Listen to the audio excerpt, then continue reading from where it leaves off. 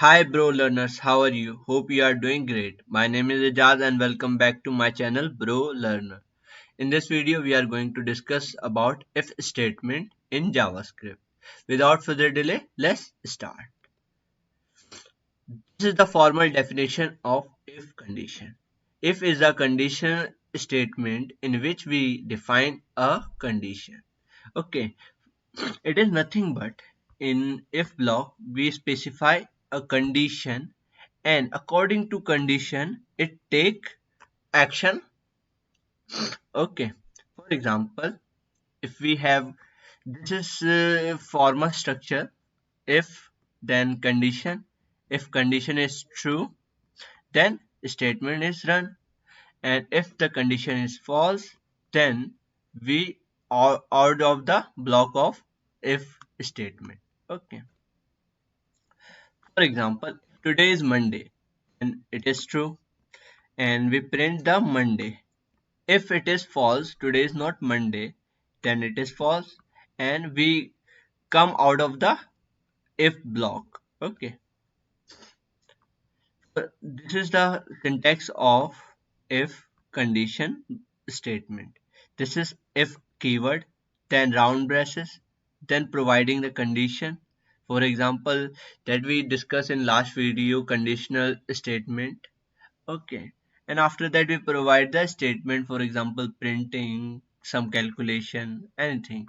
And this is called the block of the if condition. Okay.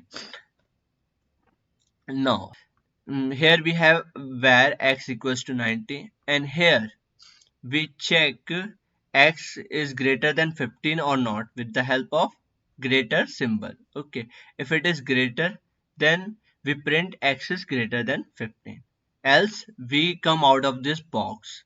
Okay, now let's jump into coding part. Now let's see how we can use if condition. For if we let's define a variable where a equals to 50. Okay, and provide if keyword, then provide the round bracket. In round braces we provide the condition. For example, a is equals to 50, then curly bracket, and provide document dot write and print a is equal